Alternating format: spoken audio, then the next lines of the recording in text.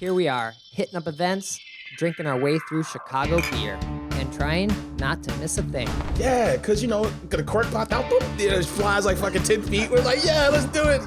All you have to do is add some fruit, stir it up, and ride that milkshake wave. Whenever I see him, I gotta take a photo with the most decorated brewer in Chicago, Jonathan Cutler. It'll be like the stuff you hear. You ever go to, every time you go to Floyd's, all the music sounds like this. Raw, raw, raw. Sometimes you want a small beer, but really, you want a big beer. You gotta take in all those big aromatic hops. Hey, what are you doing this weekend? Waiting in line for a bottle release? You should have never been a fad. The Black IPA is delicious.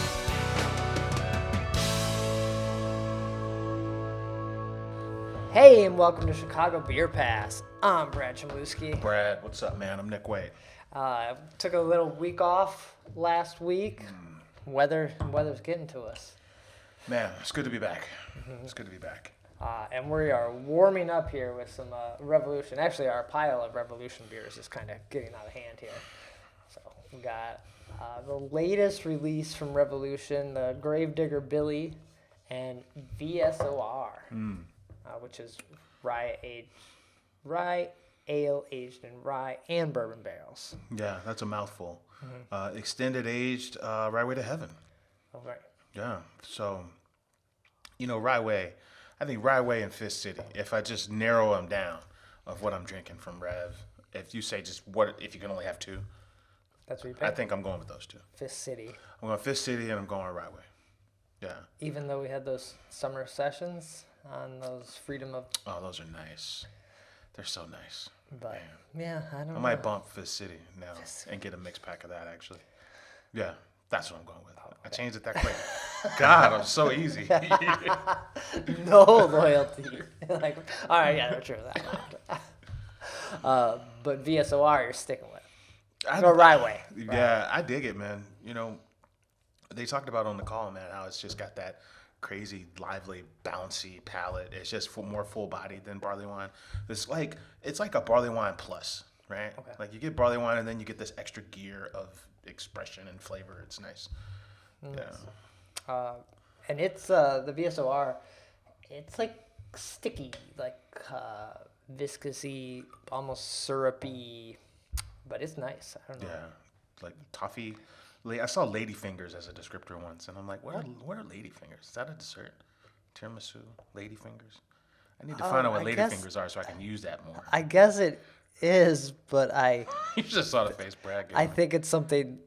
It must be someone saying something sexual. I don't know. That's what I think of when you say it. But you're right. I think it is a dessert. Yeah. And then we have this Scotch ale aged in bourbon barrels, which is different. We've had Gravedigger Billy before. Yeah, and I want to say Gravedigger Billy was one of the draft-only variants, I don't know, probably 2 years ago now. And it was a wee heavy. It was wee heavy, and it was big and smoky and almost like... It was a wee heavy. It was too much. It was too much. It had a very, a cigar vibe going, and it was out there. But I'm really digging this one. They were talking on the call, Scotch ales. People expect it to be peaty and that Scotch flavor, but they're often not. They're sometimes smoky. They sort of run the gambit a little bit.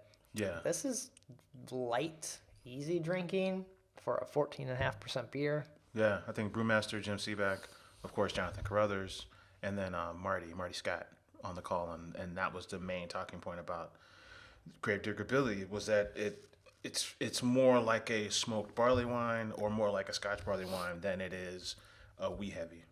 So when I'm looking at this BJCP stuff on the call from 2015, it's not new, but it was there's a British wee heavy, and then there's a Scottish ale called a heavy wee. So what? There's a wee heavy and a heavy wee? Yeah, there's a wee heavy and a heavy wee. They gotta just combine that. That's so funny. Call it the wee or something. You make a wee? Scottish heavy. A Scottish heavy and a wee heavy. Or just call it the heavy. You got one of those heavies? So I think the conversation was hey, the English barley wine that we do is very similar to the Scottish. I mean, the English version of the wee heavy. But not close enough to the heavy. Not to the Scottish heavy. So Kind of want to know what a Scottish heavy tastes like now. So, I mean, that's way more approachable than I was expecting. You know, it's just enough smoke. Yeah.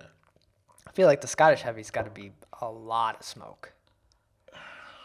Like Scotch ale, wee heavy, Scottish heavy. I feel like that's like the progression maybe of like Scotchy smokeness. There's a lot going on in the one that was on draft, but this one I actually like. And you know what's even more fun is like just because both of these are coming out this weekend, you know, kind of rotate between the two like we did today. We pour one, pour the other, and just kind of rotate back and forth and just kind of see all these different flavors pop out. Did these not come in fancy boxes? Are they coming in fancy boxes for everyone else? And we so this is just a sample. For us, but someone else can't buy a sample. You'd get the 4-pack. So we got a mixed 4-pack with no fancy box. But no one else can do that. Because Right. that's what I would want. Just 4 of each? No, just a mix. Oh. 2 and 2. That's true. Yeah. We talk about this all the time. And you know, there's a big price difference too. I think VSOR is like $50. Oh. Where your Gravedigger Billy. 30? 35? Something like that. Okay. And one's VSOR sold out, right? VSR is done. Yeah. I think for the first time, this is the first time in like 3 years they've had VSR. Yeah. Oh, so people are like, yes, please. I was trying to ask on the call about, you know, where the idea of creating a rye wine. You know, where'd that come from? You know, because I've never had another rye wine. Well, I had with Three Floors and McKellar, they had a goop series. There was a Rue Goop, that was a rye wine. Then there was a Boo Goop, which was the barley wine. Like, what's her name's Goop? And then what was it? It was a Risk Goop, which was the rice version. They were but they were not barrel aged. Okay. But I'm like, other than that, who's coming out with a barrel aged rye wine? And then why is it so good? That was weird. I'm like, how did you get to this point? You know? Right. If it's so good, why don't more people do it? Yeah. And I think they just talked about different grains in general, how they play well in barrels. And they were excited that if they got, you know, this regular malt to play well in a barrel, then a chocolate rye malt would be even better in a barrel. Okay. Yeah. You know, we got the brewer's answer, so it was a little extended, and I'm like, I'm not keeping up here. Yeah. They just knew that rye would be well and good in a barrel. That's what I took from it. All right. Cool. So there you go. But there's only 2 this time. There's typically, or we usually see 3 or 1. Yeah, and this is the end of the road here too. This is the last of the Deep Woods for the year. Not for the year. Right? No, there's those early spring, like we're super massive. That's true. Where's our fruits? So we're not done with the 2022 releases. No. And they start back up in like November. It's almost like all year long. It's kind of like baseball, right? Like it's with you most of the year, Sure. the Deep Woods, right? Yeah. Or maybe it's not here during baseball, right? It's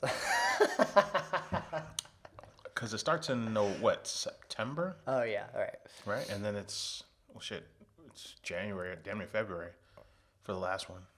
September to February is pretty long. And I think there's one in April. There should be a super massive, because I remember getting super massive and rolling up in the car and being like, you honk the horn and someone comes out. Yeah, there's usually 2 in the summer.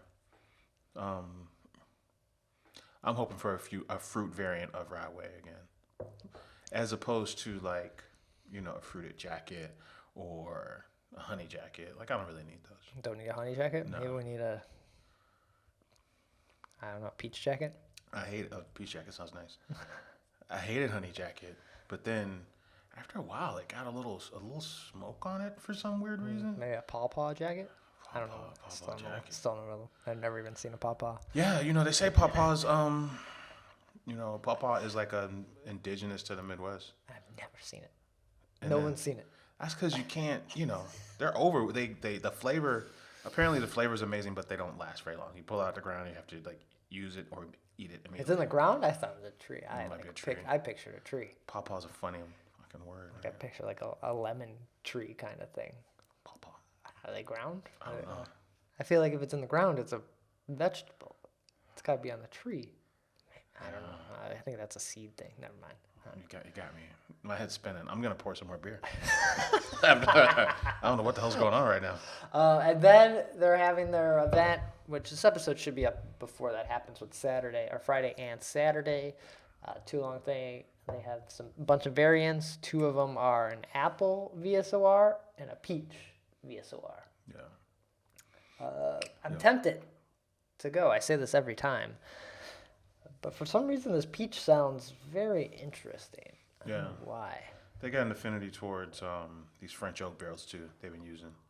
So I think in the description, this is a variant that uses like rye barrel, then some bourbon barrel, and then finished on like these French oak spirals. Okay. Not peach oak spirals, French oak spirals. Yeah. I don't know. Maybe if it gets above 20 degrees, I might leave the house. That's a cutoff, right? Anything lower than 20, I'm like, Yeah. I woke up today and saw it was -4, and I was like, I don't need to get up. So Fucking bullshit. Fucking bullshit, bro. Well, nice. All right, we're gonna keep sipping on these, and we have our half-acre small beer as like a little kicker, because these beers do get like sticky. Yeah, you need to reset. So we got that going on from the last episode. Cool. So what's been going down? I made it to a new brewery that Yeah, you did. I had recently heard of. It popped up, Bubblehouse Brewing. It seems like it should be a laundromat. That's a name for you. The old Bubble House, huh? Right.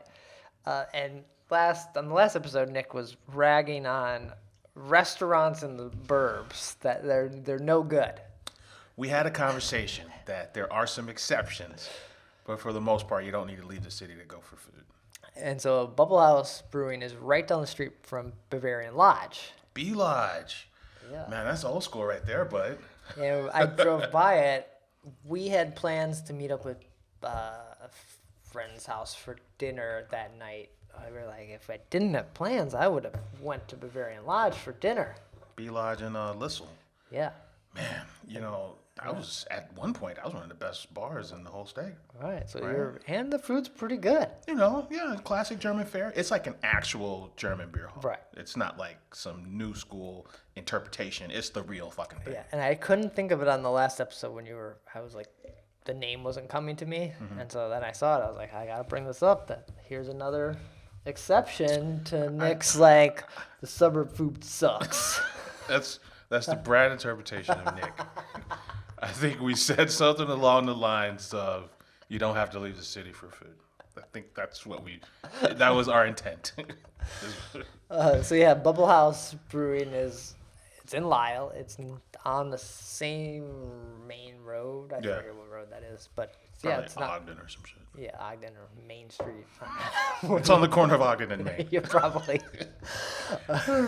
So it's not that far, and it's where a laundromat would be. It's like not necessarily a strip mall, but there's like maybe an insurance company next door or something like that. Oh, like your classic fucking Suburban thing, but there's only like, it's not necessarily a strip mall because it'd be like multiple of them, but it's like 2 or 3 little things. little mini strip mall. Yeah, and they are one of them. Okay. So I accidentally drove past it the first time. And it's right by B Lodge. It's not far, so you Okay. could it's like close enough where if you were planning to go to Bavarian Lodge, you could go to Bubblehouse before or after and be like, oh, okay, we'd get a beer here and head over there. That's a nice 1-2 step. Yeah. Yeah. The beers, they're okay. Yeah. They all felt very light or maybe like lacking flavor. Not that they were bad. Just like a safe interpretation. Like we're not going to give you too much of said flavor. No, just almost like they were. I felt like they were almost watered down. They were just needed to be turned up, but just a touch, which, I had a little flight, so I didn't really get like a good. I don't know. I didn't have a whole pint of anything, so. Yeah. They were good. I did get a crawler to go, so I got something more. I wasn't like, I had this and I'm out. I was like, oh, you know what? I can take some more to go. Were there bubbles at the Bubblehouse? No, I'm slightly confused by the name. I feel like, well, you have bubbles and beer. You know, there's flapjacks out in the West Burbs. Right, there's no pancakes. There are 0 pancakes at the flapjacks. So, like, did the people that started... There's no Whiskey or Hills at Whiskey Hill. We can go on and on here. Did the people who started Bubblehouse be like, we're going to open a laundromat? And then it didn't work out? So... They're like, well, we're going to have this brewery, but if it doesn't work, we'll just laundromat. This will be a laundromat you can drink at. That's always been... I'm not going to say it's always been a dream of mine, but there's always been a need for that. I've been in apartments before. A laundromat's a great place to, just stash, to invest in. People are going to always need laundromats. Sure. And it's like, well, shit, what else is going on in this laundromat? There needs to be a small bar with like 4 drafts at these fucking laundromats. I hope that's what they were going for, because that's a good idea. I know. I feel like they didn't lean into the name enough. Yeah. It's just happened to be called Bubblehouse, but that's the end of it? Yeah. And the logo, maybe? Yeah, this is kind of like it's not like a modern logo. It almost has that like retro laundromat bubble look to the logo. Yeah. I get bubbles and beer. It makes sense. I like the name, but I feel like there's more you can do. Yeah. They're just scratching the surface on both the beers and conceptually. Yeah, and they're new. Maybe they figure this out. I feel like you gotta have like a foam party at some point, right? Man, are you kidding me? I used to stay near a laundromat. I don't know. I've never been to a foam party, but I have no idea what a foam party is. I've only seen them on TV or movies, and they seem a mess. The soapbox, back before I got a laundry in unit, the soapbox was the name of my local laundromat. That always tickled me. I had no idea what this place was. I saw the pictures when Brad posted. I'm like, I have no idea what's going on here. But hey, look at him. He found some new shit. It's new to us. New to me. They're within the last year, so they're not like, didn't roll up there and be like, we're 3 years old. I think they're within like the pandemic time. Yeah. Deal. I saw that they're part of, Skeleton Keys, the crew that got their tornado ripped through their brew house. They had a program, like an incubator program called, I think it was called Spare Keys. Okay. For Skeleton Key. And they were a former resident of Skeleton Key. Oh, nice. This crew. Okay. I didn't realize that. So I was like, man, that's pretty neat. So, what'd you have? You remember any of the stuff you had there? Ooh, no. You kind of classic. Oh, I got like. Got your pale, you got your red ale, got your amber, got your stout. I did get a pale ale. I got not like a hazy beer. Maybe it was like an American pale ale. I got their like lager. Well, not might have been a Pilsner or a Kolsch. I forget where they were on that. And then Maeve got a kettle sour, which the kettle sour is okay, but it wasn't as good as something like. Wasn't that session sour though from Rev? Wasn't as good as that, and wasn't as good as the Bible Brewery. Oh yeah, fucking Burning Bush. Like they have really good kettle sours too. I enjoyed the whatever sours, raspberry one, blueberry one. Right, they're not kettle sours at Burning Bush. They're sours, but it was okay, but it wasn't. She said it just kind of lacked flavor, like needs some juice in there. Okay. Yeah, but they were all good. I don't know. I liked it. If I was at Bavarian Lodge, I would go there again. I'm not necessarily going to drive out there for it, just for that spot again, but, you're out there. B Lodge is so good. I think I was out there with no car. Just kind of out there for a dog. How'd you get there? I have no idea. Probably the train, I'm guessing. Dogfish. There was a Dogfish event. Revolution Don. Before that, he was Dogfish Don. And they had a tap takeover for Dogfish. Okay. And I'm like, I need to go to Bavarian Lodge. And when I went, I'm like, holy shit, you stepping into a whole nother scene. Yeah. It's very nice. And I think not far from Bubblehouse is that Mike and Oak or Ike and Oak? Ike and Oak, right? Isn't that over that way? I'm thinking it's a place with the bear, right? Yeah. Yeah, I get turned around out there, man. Because I've been to that joint because you said you liked it. And I went, and I'm like, this is basically the suburbs answer to Peace. Both the beer and the pizza were solid. The guy used to brew at Beta Bra, before that Lagunitas. And I enjoyed it. I think it's Ike and Oak. And they got a ton of awards on the wall, and it's nice. It was a nice night. I have no idea of where that is in relation to... I feel like it's over that way. Or not far, but... I got nothing. For all we know, it's just like 10 miles apart. Yeah, That's right. how it is. I could have went or it could have been just like a mile, and I didn't look. So I feel like we're over that way, but there's a lot, it's an easy drive from the city to Lisle. So. God damn it, let's get to the bottom. All right, of this. Nick's gonna I'm look up sick of this shit. Ike We're and gonna get Oak. to the bottom of this.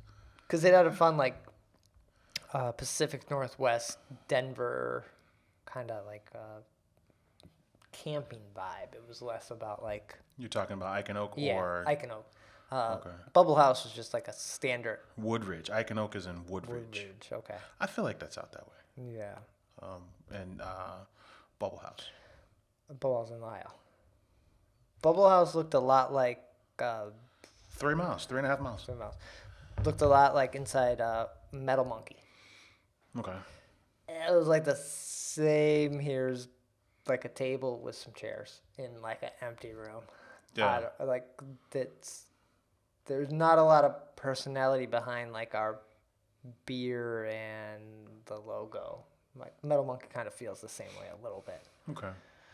I've only had Metal Monkey once, and it was at a party down in Tinley, which is why you go to the suburb parties, right? Because regardless of where the other suburbs are in relation to the suburb you're at, the other suburban breweries will go to that before they come to this. There was that time I drove out to Metal Monkey, and I was like, why did I do this? Well, speaking of, how'd you hear about Bubblehouse?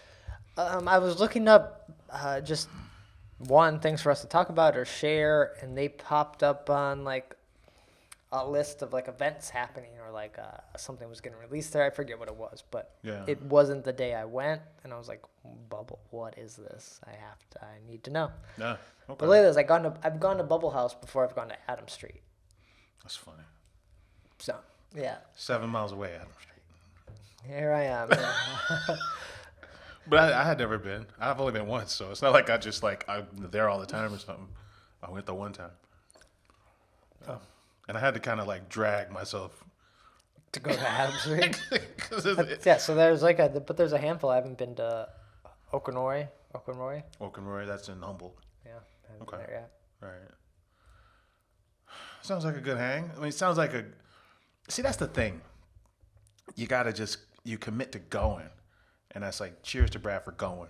Because regardless of whether you like it or not, you going is the victory. You know what I'm saying? Like, I know that sounds kind of like corny, right? But it's true, right? Like going, you win. That's the win.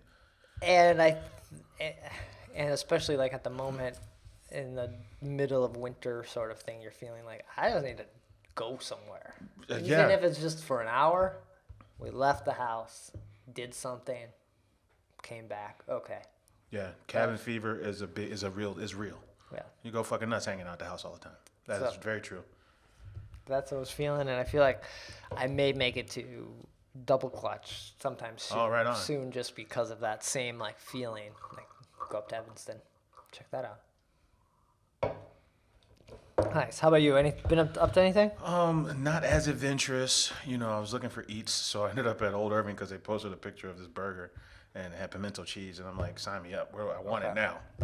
But then I happened to be listening to the guys, I think Matt and Trevor. We Beer Pass has been to Old Irving. The guys. Oh. Trevor's the brewmaster. And then there was another guy. They were on a pod. You ever heard this pod, Steal This Beer? No. So it's John Hall, Holl, so no relation. But he hosted the Denver Brew Bus when I went to Denver one time. Okay. But he's like a journalist, right? He's probably got some books. And then there's a guy who owns a brewery in New York. And I forget the name of that brewery is escaping me. Oh, but anyway, Steal This Beer is the name of their show. That's a good name, yeah. And they invite somebody on, they do a blind tasting of their beers. So I've heard the Off Color episode, and then I saw that Old Irving was on there. So I listened to that. And then I wanted some Old Irving after I heard that. So I went for the burger. The burger looked great. So I got the burger, and then I picked up a barley wine. They were talking about this barley wine on this pod, and it's I want to say it's a smoked. Yeah, it was a smoked barley wine. Okay. It was a smoked barley wine with candy cap mushrooms. Okay, like from in the Turbulence, right, from Sketchbook? Yeah, that's the same thing I thought when Brad and I recorded the Sketchbook episode. They were saying like, man, this place smelled like syrup for like a couple weeks because we used these weird mushrooms. And I'm thinking like, I've never heard of mushrooms that smell like syrup. So I got a 2-pack of that. So you ever heard of this crew? There's a crew out of like Minnesota, and they're kind of like this Nordic Viking vibe where all their beers are smoked. They smoke every single beer. What's the name? I'm drawing a blank. Okay. We'll pull it up on our Old Irving site. Oh, but I wanted to try the barley wine, so it's $10 for a 2-pack. I try that, and then the candy cap mushrooms was kind of part of the appeal too. So they smoke the beer, they add these mushrooms that add sweetness, and then they put all that in the barley wine, and here you go. Okay. Yeah. Yeah, let me know what this Minnesota brewery is, because I've been up there many times and been to a lot of Minnesota breweries, and sort of like anywhere, they're hit or miss. So. Yeah. So I remember. God, what was I gonna say? Oh, no, I remember hearing about this place before because that's a pretty unique concept. Kind of in a way how like Dovetail just kind of everything they make goes through that cool ship. Okay. And so they put everything through a cool ship. This crew, they fucking smoke. They fucking smoke everything, which is I don't know why that's so funny to me. That's weird. Every beer is smoked. Yeah. What's the name of this crew? I'm on Old Irving site looking for it. I probably haven't been there because I've been to a place that's like almost a German food beer place that sucks. Yeah, but anyway, I'll find it. Okay. Oh, but the interesting part about the beer was, Trevor. He came from fine dining, right? Like he was part of Moto and I think a couple of restaurants, and he used to buy mussels. The guy he used to buy mussels and truffles from is the guy that sold him these candy cap mushrooms. So apparently these candy cap mushrooms only grow like over in like England and like Norway. Oh, but you pull them out the ground and they lose the sweetness after like 3 hours. So you got to freeze them right away. Okay. And so that was what they did. They froze them. That's crazy that it would lose it that quick. Or like, I don't know. Just stuff is amazing, right? Like how do you stumble upon something like that? Yeah. Right? Someone like ate one right there and then ran it back to someone else. Like, you got to try this. It tastes like syrup. And they're like, this tastes like dirt. They're like, what? And you gave it to them in 3.5 weeks, and now it tastes like dirt. Yeah. Hammer Heart Brewing in Lino Lakes, Minnesota. Oh, okay. Yeah. So, that was my only stop. Okay. Yeah. So, want to check. Was the those beer things good? out. It was different. And it was bone dry. It was bone dry with like hints of sweet, hints of smoke. I wish the barley wine. Well, I'm kind of tired of sweet beers, so I kind of appreciated the dryness in it. I just kind of wish it was a little richer. You know how when we drink like the VSOR, we were talking about tiramisu and fucking toffee, and I wanted a little bit more of that. Ladyfinger. Yeah, the lady fingers. Can't forget lady fingers. I just wanted it a little bit fuller body on it, but I'm glad I tried it. I got another can, but I do feel like Old Irving's beers, once you get into the like stout range, or barley wine, like the bigger beers, they do very interesting things, but I don't always like them. That's my experience with them, so I tend to stick to the safer, like hazies and Kolsch's and cream, like the stuff that they win awards for. But it's cool that they do these other things, but I don't know. I've tried the white chocolate beer a couple times, and it's not my jam. There's a cinnamon prost, which I think is a white stout. And they were saying how those things come about because that's what they move it in keg. They move kegs of it. I think the prost beer, the cinnamon prost, it's like they end up brewing it like 3 times, so they end up selling like 90 kegs of this shit. Yeah, it's kind of like one of those things where you're like, I want to try this, and then I have it, and like, well, cool, I don't need any more. And I feel like that could be a lot of people's experience, but some people must like it quite a bit. It's interesting, right? Because it's like, even like we're drinking 2 Rev beers on the call, and Gravedigger Billy's here for the first time in 3 years or whatever. And we're like, hey, is it my favorite Deepwoods? No. But if you're them, right, and you're making, I don't know, 6 to 10 of these beers every season, it's like, well, you can't, how many times do you ring the bell on the greatest hits? Right. Without trying something new. So it's kind of a double-edged sword, right? Like, you won't know until you do it. Because then you end up being like Goose Island, where you're like, we know Bourbon County's great. We're going to keep brewing it. Everyone, it's good. And now there's tons of it sitting on the shelf because people are like, how many times can I drink this beer? I saw the, the 150 stout and the Blanton stout, just kind of, whatever the Elijah Craig one, just kind of hanging out on a barrel as soon as you walk in. Blanton's was just in there too? Yeah. But it's like, but they're expensive though. Oh, okay. I want to say the 2 of them were like over $50. And then like the 150 one, which is the coolest decanter. I mean, tube, a white tube. Mm-hmm. It's like $40. Which that's pretty stiff for a beer, for one beer. One beer, yeah. That's pretty stiff. 4 VSORs for $50. Yeah. So that's got part of it.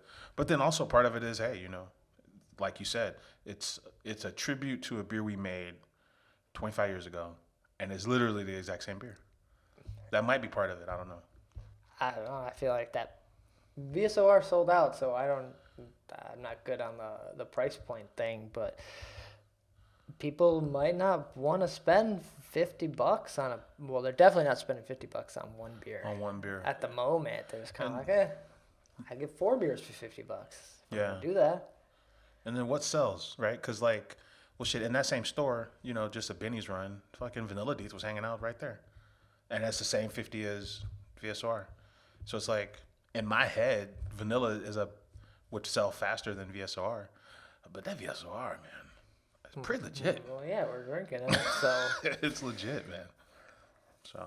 Yeah, if you're spending $50, you want the new thing. Why would you spend $50 on the thing that you had before that was good, but you're like, I had it. I'd rather take that $50 and roll the dice on a new thing. I think that's what we're coming to realization. And then I'll spend the $20 on the thing I like that's old, or whatever it is, the 4-pack of Buzzard or whatever it is. Hoppy small beer, man. Yeah. Anyway, Right on. so let's see what else is happening. There's been a bit of news. Yeah, man. Another one bites the dust. I didn't see this one coming. I forget who I had in my lineup to close. Do you remember? Oh, did you say? Well, I think you said. I just remember Fire Rabbit. Oh, I said Five Rabbit, which they're sort of in limbo, right? Yeah, because they sold the joint, and then they said we'll be back. We'll be back. But then they sold all their stuff. Yeah. So I don't know. That's for me. That's kind of the same thing as saying we're done. Yeah, Right. but 350 in Tinley Park, done. Yeah. Or seems like they're done. There's not really a news story yet. Yeah, people noticed that they hadn't posted since earlier in the month, so like 2-3 weeks, and their Google listing says they're temporarily closed. And then Justin Maynard on Facebook, who used to work there and is friends with the founders, owners, Was kind of bidding them farewell. He was like, the owners are great people. They're on to better things now, or they're like, it wasn't what it was when I was there, and I wish the 2 owners, the best. And he basically kind of confirmed. I mean, because he knows those guys. Yeah. They were all bros, right? I think 350 refers to like their college days and like the house that they all partied in, learned how to fell in love for beer with. Was the address on the house or some shit like that. 350 is in Tinley, which is there's like Tinley Park. They drink out there, but Orland, Tinley, Frankfurt, Oak Forest. There's a whole lot of drinking going on in that section. 350, the thing was basically in the same like area where the bottle of the beer shop. Across the street. Yeah. Across the street is Open Bottle. Open bottle. Yeah. Yeah. It was like bottle open. Yeah. Yeah. And someone said they had drove by. I was looking for comments. They're like, "Oh, I just drove by there and they were open." So it's like it seems like it might have been sudden, or like maybe just like okay, maybe the winter or January, February is very rough for breweries, especially with people doing dry January and then pandemic and February. It's just cold as shit in Chicago. Why am I going to come out to go to your place to eat cheese curds? Yeah. This reminds me of a story that we heard. You know, we're hanging out at Empty Bottle, and one of the brewers came over, and we knew that brewer from another brewery. And, you know, this is drunk history, so I forget the guy and I forget the brewery. But this happened, you know, hanging out with this guy. And, you know, he was like, yeah, I'm retiring from brewing, man. You know, I'm going to go back to, like, doing my day job because there was a huge influx of investors at 350. And, you know, you could tell the owners live a different lifestyle. But then this guy who was brought in to make this beer, you know, didn't really see an improvement on any facet of his world at that brewery, even though they got this new influx of financing. And, you know, I rubbed him the wrong way. And that's the only thing I know about 350. Oh, but, you know, they used to throw this killer fucking, like, beer fest / wrestling event across the street at the Tinley Park Convention Center. Okay. There was, like, there was wrestling, and then there was, like, a concert, and, yeah, like a pop-up for you, all this merch and shit you could buy. Yeah. That was fun. And I went for that, like, the punk of the Halloween event. Like, I just rolled out there by myself and got that, like, pumpkin beer. And they had bands. Yeah. They were doing pumpkin throwing thing. I don't know. It was like they wanted to do events and then also have beer.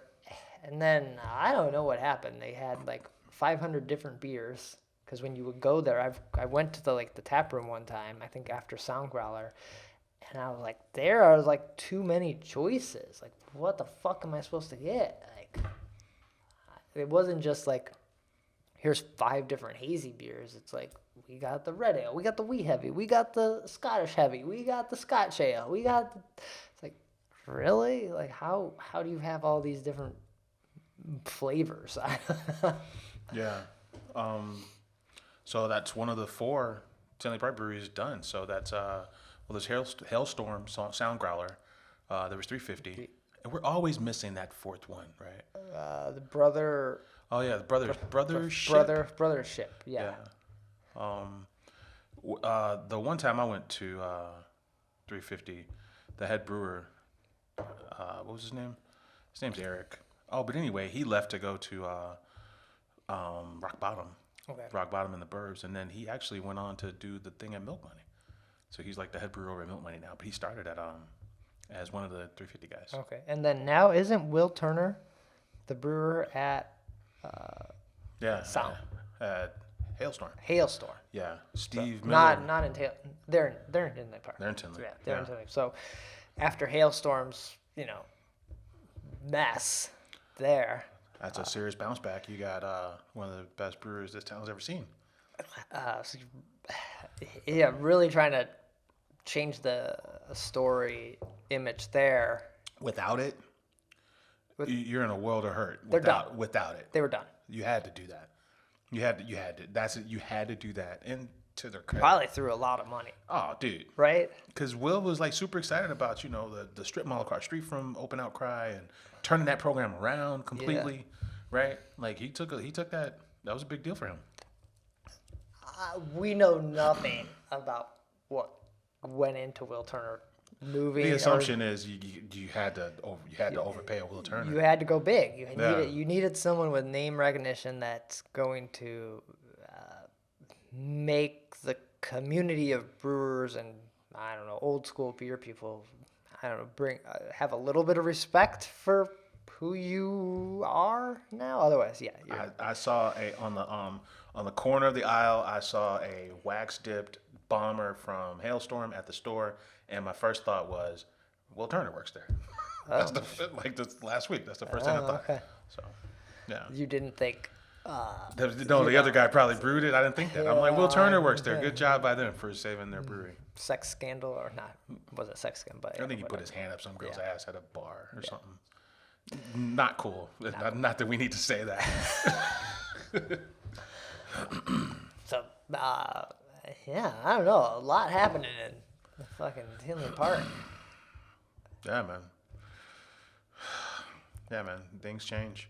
I haven't been out there for a while. I haven't been out there since Sound Growl. All the Tinley Park breweries did that like collaboration beer right when like the pandemic kind of started, and we had it on the show. It was like two hands coming together, and it was like a handshake thing. But I forget what the beer was, but that was like right when things started, and right when I was like, oh man, we were talking about Sound Growler because the tacos there are great, and just we were like, Hailstorm was on the mind all the time because they had those Vlad beers, and so I don't know. Tinley Park was like had its moment right before the pandemic happened. Yeah, because there's a sign right off the expressway. Yeah. Right by the World Music Theater. I think one of my first concerts I ever saw there was in Tinley World Music Theater. I saw Janet Jackson there, Rhythm Nation. Oh, but there's a sign for Welcome to Beer Country. Right. And they named the bottle shop and all the breweries. So since that, I hadn't thought about them or been there until Hailstorm story broke. Will Turner going there now and 350 closing. It's like, oh yeah, Tinley Park. That's right. That's a place. That's where concerts are. Monster suburbs out there, man. Just space and people. I think Orland Park, even on the train, Orland Park and Tinley are just very gigantic suburbs. Yeah. So, didn't see 350 happening. I still think I might have been right with Five Rabbit. yeah, you got the barley wine once. It was like it was their Oktoberfest from 350, and it came in wax and cool. That was good. That was the only thing I enjoyed that. we had, and when anyone else we brought up 350, they were basically kind of in not disgust. They were just indifferent, They're or like, why would you get that? yeah, they didn't consider it a destination. You have three better options. They had the antidote, which remember they had the COVID beer. They're like when COVID first hit, they had this beer that was called like the COVID-19 antidote. They did Yeah, it had like a hazard mask on it, and it had like COVID-19 cure or some bullshit, and it was just a really not the best. Poor thing. taste at the time. Yeah. It's like this shit is real. It's not like it's not to sell beer. Yeah, don't use our like. It's a fucking pandemic. People got to close up shop because they can't have people in their place, and let's make a beer. This is the cure. Yeah. It's like, come on, what are you doing? Yeah. You know what I stumbled across though, man? Last night was on CNN Business of all places. There's a collaboration between, it's a Simply Spiked lemonade. So it's going to be produced by Miller Coors, and it's the Simply Lemonade, and it's basically a seltzer version of Simply Lemonade. What's Simply Lemonade? Simply Lemonade is the lemonade at the supermarket, man.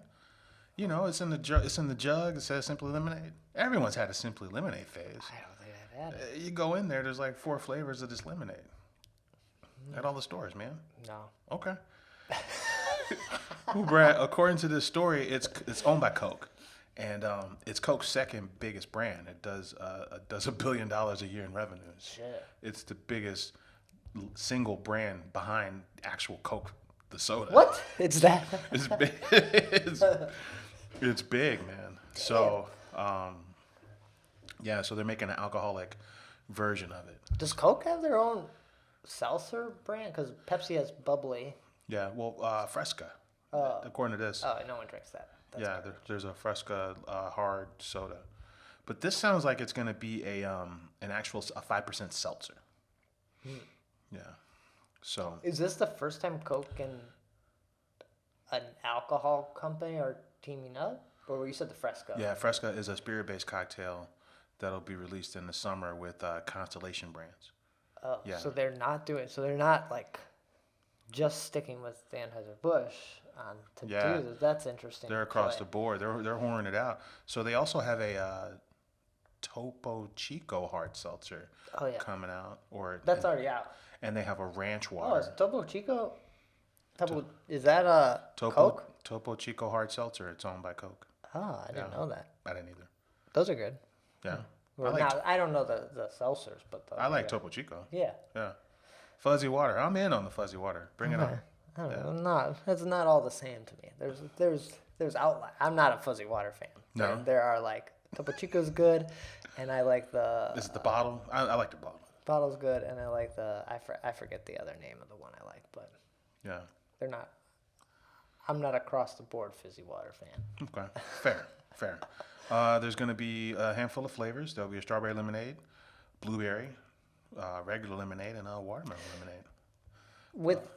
With Coke doing this, do you think, as like a prediction for this year or in the future, do you think Coke and an alcohol company merge? Do you think Coke buys?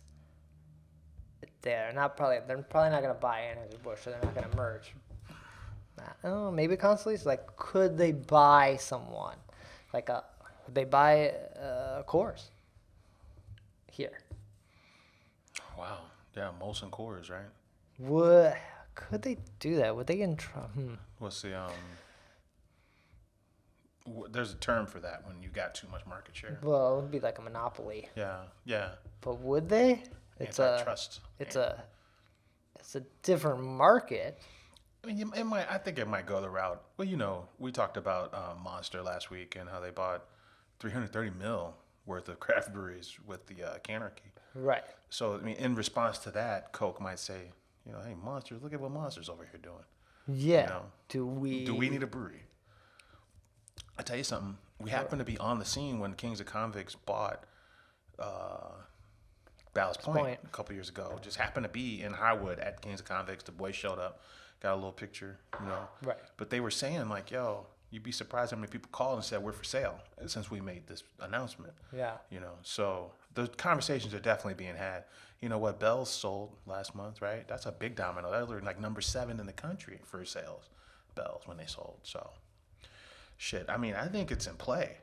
I think Coke has I think if they're doing these two, maybe it's like to test the water. Like, oh, we'll just like do these collaborations. You want to own that whole thing, right? If you're that big company, you don't want people to be like, oh, this sucks. I'm not going to drink a Coke. I don't want to drink Simply Lemonade again because I had the alcohol one and it was garbage. Yeah, that's true, right? And then let's just own the whole life cycle of it. When you look at the Goose Island sale from however long that was ago, it started out as 15%, right? Mm-hmm. CBA, collected whatever that. It was. What was it? It was Budweiser owned Craft Brewers Alliance. Right. That Budweiser owned. Goose sold 15% of their company to AB through them. Right. Because the AB network distributed Goose. But shit, that was the start of it. And then 8 years later or whatever, they end up coming back and buying the whole thing.